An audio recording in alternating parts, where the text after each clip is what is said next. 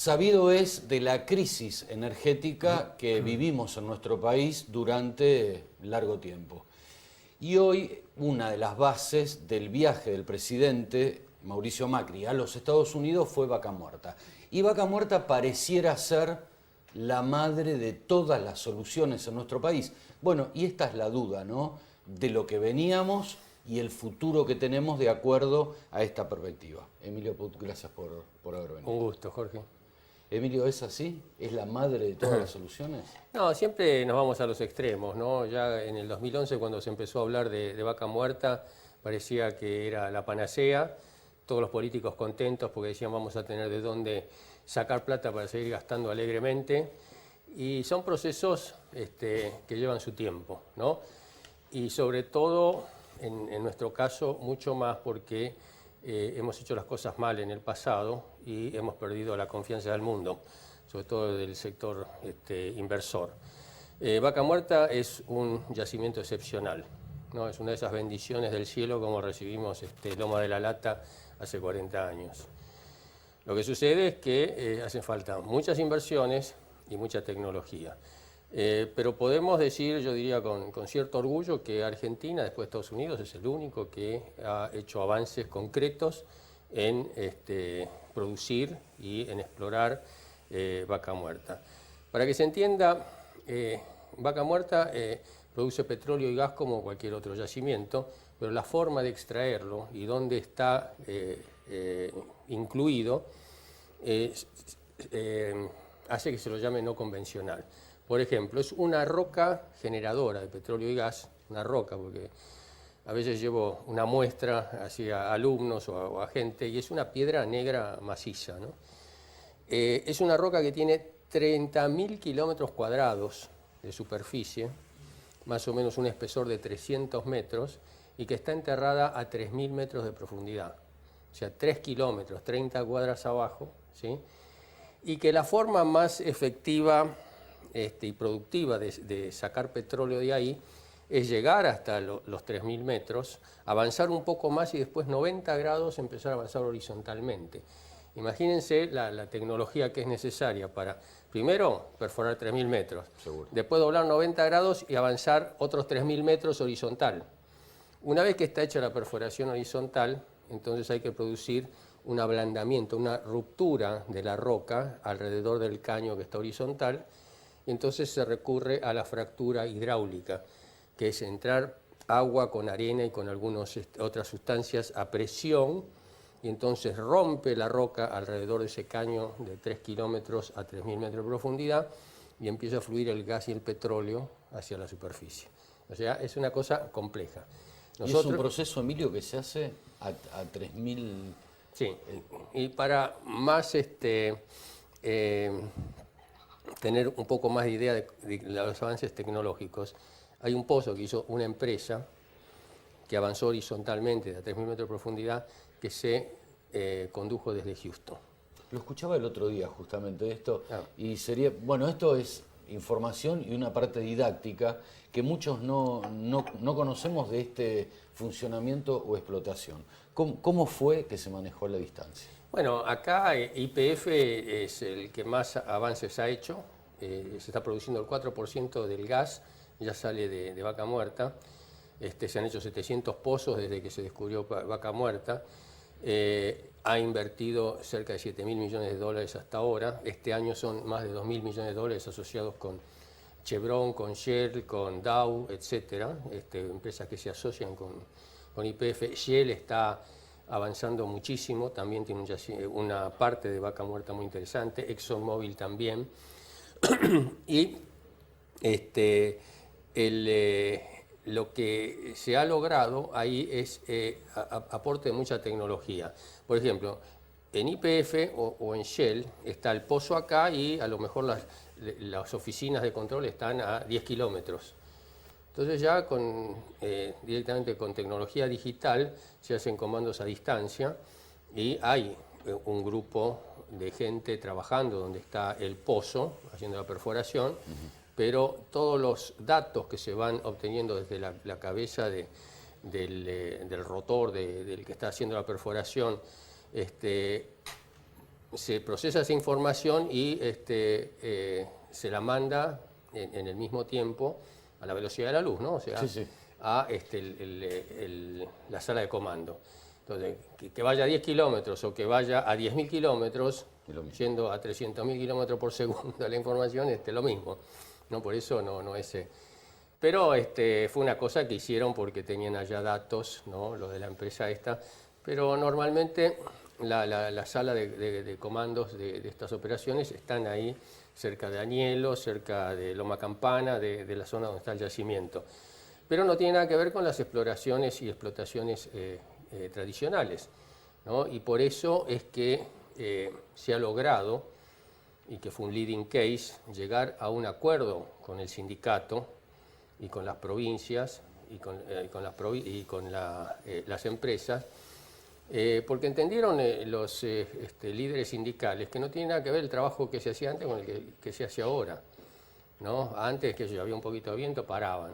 Antes uno tenía un problema, un operario, y el otro podía hacer eso, pero no lo podía hacer, ya según el estatuto de los petroleros no lo permitía. Después se cobraban las horas de traslado y qué sé yo, una serie de cosas que el sindicato entendió que hay que avanzar por productividad, ¿no? Más que por esas conquistas históricas que lo único que permitieron fueron privilegios que ya no son sostenibles. Ni frenar. Porque ahora se acaba el tema del barril criollo. El barril criollo es un invento que hizo el gobierno anterior. En parte se justificó para no dejar gente en la calle, pero al bajar abruptamente el precio del barril internacional al que estábamos relacionados, entonces los costos locales estaban por encima de los precios de ese barril internacional. Entonces tendrían que haber parado muchos yacimientos. Entonces se inventó un barril que llegó a estar a $60 el barril cuando el internacional estaba en 40 o en 30. Lo pagábamos todos los que cargábamos nafta, ¿no? Pero ahora este gobierno, yo creo que con buen criterio, va a converger al precio internacional. Ya sea un barril altísimo o bajo, pero va a estar enganchado a eso. Y si el precio del barril está 40 o 50, con los costos laborales, los costos que significan a lo mejor impuestos provinciales, regalías, impuestos nacionales, etcétera, hacen que se produzca a un costo más alto que el precio. Entonces tendrían que cerrar un montón de yacimientos y un montón de gente a la calle. En cambio, metiendo eficiencia y productividad en las operaciones, como se hizo ahora con este acuerdo en Neuquén, se han bajado, por ejemplo, de $50 a 40 el costo de producir un barril. Entonces no hay que echar gente porque se sigue produciendo a ese costo. O sea, se aumenta la eficiencia. Y eso es lo que llevó el presidente ahora a Houston. Porque, ya les digo, desde el punto de vista geológico es espectacular Vaca Muerta. Nuestro país, sacando de lado la parte política, también es excepcional porque tiene más de 110 años de industria petrolera, ¿no? Con todos los servicios, con todos los aportes que tiene que tener desde el punto de vista profesional, desde el punto de vista de pymes, de industrias, etc. O sea, es un país petrolero, ¿no? Con poco petróleo, pero está... Es un país que no tiene problemas étnicos, raciales, religiosos, bélicos. Estamos lejos de cualquier conflicto serio. Es decir, todos esos son elementos que atraen a los inversores. Entonces, tenemos yacimiento, tenemos las condiciones del país, falta que nos crean que de ahora en adelante nos vamos a dejar de hacer macanas como en el pasado, ¿no? Esa avidez que tuvo el populismo siempre de echar manotazos a la renta, ¿no? A través de impuestos, a través de expropiaciones, etc. ¿Y somos creíbles, Emilio? Creo que estos viajes... Más que los capitales son temerosos, ¿no? Entonces digo, ¿somos creíbles para invertir? Los capitales necesitan reglas de juego claras y perdurables. No que venga alguien después de Macri y cambie todo, como hizo Kirchner con lo que había hecho Menem, ¿no?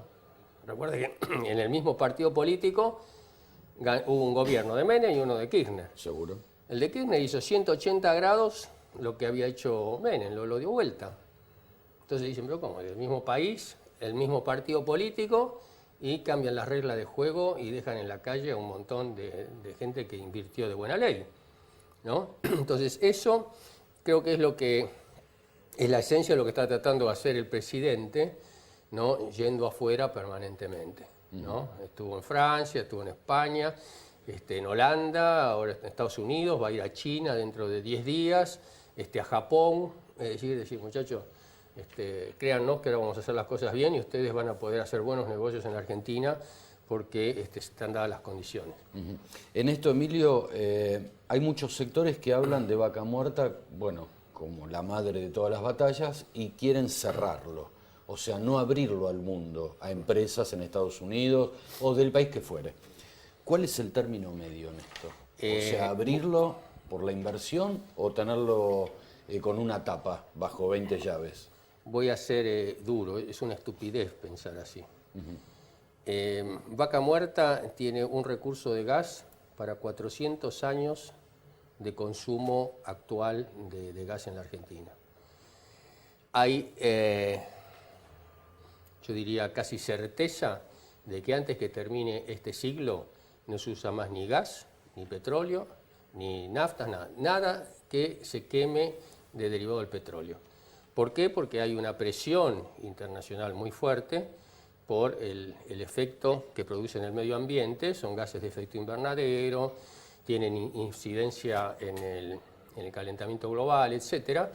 Entonces, la humanidad per se va a decir, bueno, señores, esto se acaba.